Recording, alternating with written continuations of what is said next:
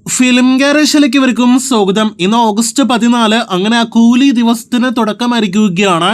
ഇന്ന് തിയേറ്ററുകളിലെത്തി ഇന്ത്യയിൽ തന്നെ വലിയ സിനിമയാണല്ലോ കൂലി. രജനികാന്തിന്റെ നായകനാക്കി ലോകേഷ് കനകരാജ് സംവിധാനം ചെയ്ത സിനിമയുടെ വിദേശ രാജ്യത്തെ ആദ്യ ഷോ പൂർത്തിയാക്കപ്പെട്ടിരിക്കുകയാണ്.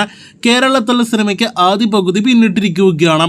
ഇപ്പോഴത്തെ കേരളത്തിലെ ആദ്യ പകുതി റിപ്പോർട്ടും വിദേശ രാജ്യത്തെ ഓവർസീസിൽ നിന്നുള്ള സിനിമയെക്കുറിച്ചുള്ള ആദ്യ മുഴുനീള അഭിപ്രായങ്ങളും പുറത്തു വരുമ്പോൾ തികച്ചും ഞെട്ടിക്കുന്ന ലെവൽ അഭിപ്രായങ്ങളാണ് സിനിമയെക്കുറിച്ച് വന്നുകൊണ്ടിരിക്കുന്നത്. ഒരു ലോകേഷിന്റെ വലിയ സിനിമയിൽ നിന്നും പ്രതീക്ഷിക്കാത്ത ലെവൽ അഭിപ്രായങ്ങൾ എന്ന് പറയുമ്പോൾ തന്നെ മനസ്സിലായി കാണുമല്ലോ. സിനിമയ്ക്ക് ആവറേജ് അഭിപ്രായങ്ങളാണ് ആദ്യ ഷോയ്ക്ക് ശേഷം ലഭ്യമായിക്കൊണ്ടിരിക്കുന്നത്.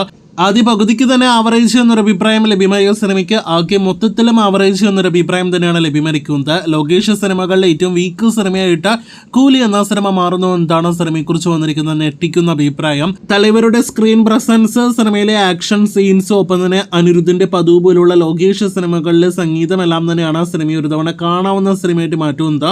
ബാക്കി പല കാര്യങ്ങളിലും വീണിരിക്കുന്ന സിനിമ ആകെ മൊത്തത്തിൽ ആവറേജ് അനുഭവം മാത്രമേ കൂടുതൽ വിദേശ രാജ്യത്തെ സിനിമാ പ്രേമികൾക്ക് നൽകിയിട്ടുള്ളൂ. കേരളത്തിൽ സിനിമാ പ്രേമികളിൽ നിന്ന് ആദ്യ പകുതിക്ക് സിനിമ ആവറേജ് നേടിയെടുത്തിട്ടുള്ളൂ. രണ്ടാം പകുതി ഇനി ഒരു നല്ലൊരു അഭിപ്രായം നേടിയെടുത്താൽ മാത്രമേ കേരളത്തിൽ സിനിമയ്ക്ക് അത്ഭുതങ്ങൾ സൃഷ്ടിക്കാനായിട്ട് കഴിയുകയുള്ളൂ. 9-9:30 ആയിരിക്കും സിനിമയുടെ കേരളത്തിലെ ആദ്യ അഭിപ്രായങ്ങൾ പുറത്തു വരിക.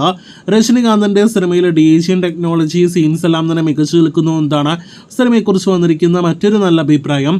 നമ്മുടെ വിക്രം എന്ന സിനിമയിലെ ഫഹദിന്റെ മുഴുനീള റോൾ പോലെയാണ് സൗബിന് ഇവിടെ കൂലി എന്ന സിനിമയിലും ലഭ്യമായിരിക്കുന്നത്. സൗബിനിലൂടെയാണ് സിനിമ സഞ്ചരിക്കുന്നത് എന്ന് വ്യക്തം. അങ്ങനെ പ്രതീക്ഷകളോട് തിയേറ്ററുകളിലേക്ക് എത്തിയ കൂലി അതിനൊത്ത അഭിപ്രായങ്ങൾ ആദ്യ ദിവസം നേടിയെടുക്കാതെ പോകുകയാണ്. ആദ്യ അഭിപ്രായങ്ങൾ കൊണ്ട് ഇനി കേരളത്തിലെ അഭിപ്രായങ്ങൾ 9:30 വരാനായിട്ടുണ്ട്. അതിനുശേഷം ഉച്ചയോടെ തമിഴ്നാട്ടിലെ അഭിപ്രായങ്ങൾ വരാനായിട്ടുണ്ട്. വിദേശത്തെ ആവറേജ് എന്നൊരു അഭിപ്രായത്തിൽ നിന്ന് മാറ്റങ്ങൾ ഉണ്ടാകുമോ എന്നാണ് ഇനി നാം ഉറ്റുനോക്കുന്നത്. കാത്തിരിക്കു കൂടുതൽ കൂലി വാർത്തകൾക്ക്.